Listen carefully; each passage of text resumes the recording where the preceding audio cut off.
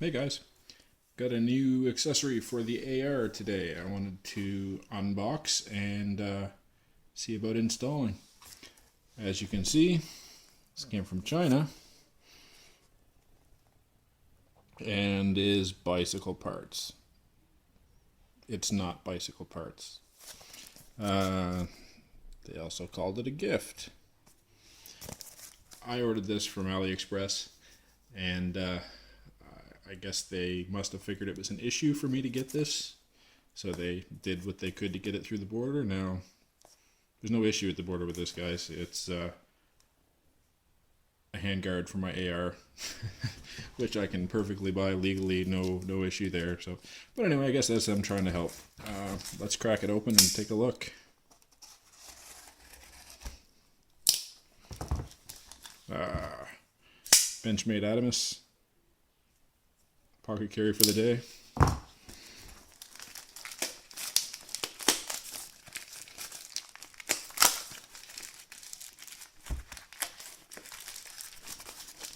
suppose I could have taken some time to cut that a little better, but anyway.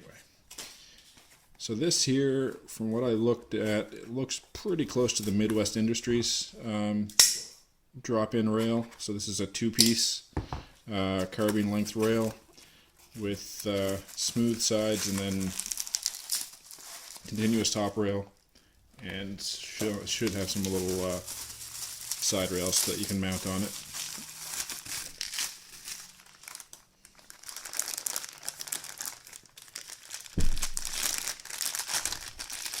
Actually, I don't think it came with any side rails, but that's alright. I have some spare here anyway. There it is.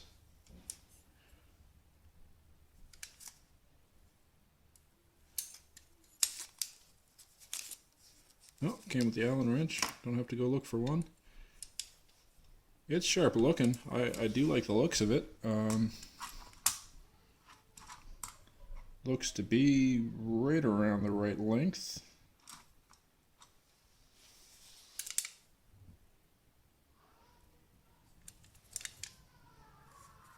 Jeez, the finish feels really nice. I'm so far pretty impressed. Obviously, we'll find out if it actually goes on the gun or not, but the anodizing looks decent. It's got a nice solid feel to it. I mean, it's not tightened up. It's a two-piece, and there's Allen keys to tighten it down, so that's why I've got some rattle. That should come right out as soon as I bolt it onto the gun. Well, let's find out. Like I said, I do have rails for this already, so I'm not too worried about the fact that it didn't come with any. The main thing I wanted for this was the top rail so that I could actually mount a forward sight, as my gun did not come with an A2 style front sight. It's the AR Optics version, so I have a low profile gas block, as you can see up front. No sight here, no rail. So other than running a rifle length free floating barrel along, this was pretty much my only option to get a rail in the top. Magpoles don't come with a top rail option, which I find really annoying. Otherwise I'd have bought the Magpole, but alright, so there it is, top and bottom. Let's go ahead and get the factory one off. Of course, I'm sure you guys are probably pretty familiar with this. Actually, you know what? I'm going to rip this aim point off first, or this make things a little easier to get at. Hold back on this delta ring.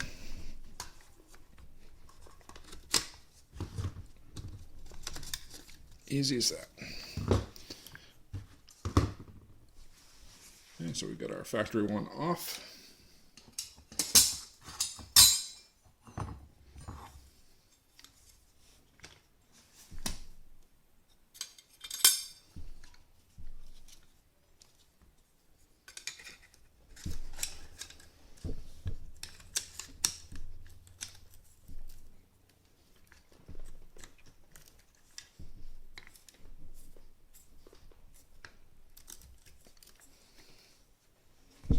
Sorry guys.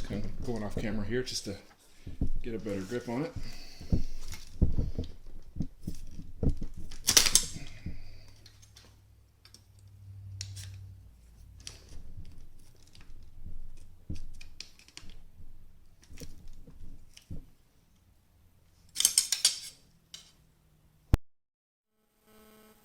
Alright, and I went from pausing you guys to finished. I'm gonna have to apologize, but sometimes you win, sometimes you lose with these Chinese orders. This is a good example. Now, the end result, I'm super happy with. This is my new rail. Last time you guys saw a video, or I guess where I paused it a few moments ago, as far as you're concerned, I was taking off the old one and trying to put on the new drop-in two-piece rail. This is the rail. It's pretty slick looking. It's definitely a lot thinner than the factory rail. As you can see, I've got my Nitecore P10 on there with the Nitecore quick release light mount. So that has the strobe feature and the steady on feature. So you can easily just tap it with your thumb while you've got a hold of it. They do make a tail cap with a pressure switch. Don't have that yet, but that's alright. Factory, this is the optics ready version of Bushmaster's AR. And I'll show you the difference. The optics ready version for some reason comes with a massive grip. There's the factory grip.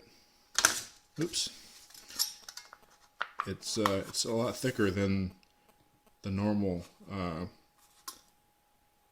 grip. The one if you buy the XM15 like this with a carry handle, it comes with a grip that's skinnier than this for some reason. I don't know why. The optics ready version, they'd give you a thicker one, but they do. So as you can see, a couple things I like about this new grip.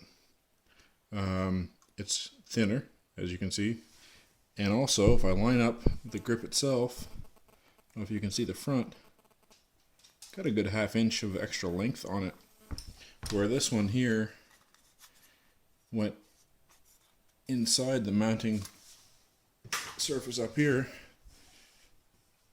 This aftermarket actually comes out past it. It's flush with the end of it, so the piece that actually hooks in is sunk down in here, and then it hooks under, and you just bolt it together, essentially 4 bolts, 4 Allen screws. It holds in on a friction fit, but not nearly as good as you'd want it to keep it in place for any kind of rugged use. So it's definitely, the screws are required. But yeah, as far as the cheap Chinese $25 rail, the top rail, as you can see, is continuous right through to the receiver. It's nice. I really like it. It took a little more work than it should have to get it put on there. I actually had to rethread the screw holes to get my Picatinny rail on under here, because these weren't, now these may be standard, but maybe my rails weren't, because they were cheap rails from, I forget what I bought to get those. I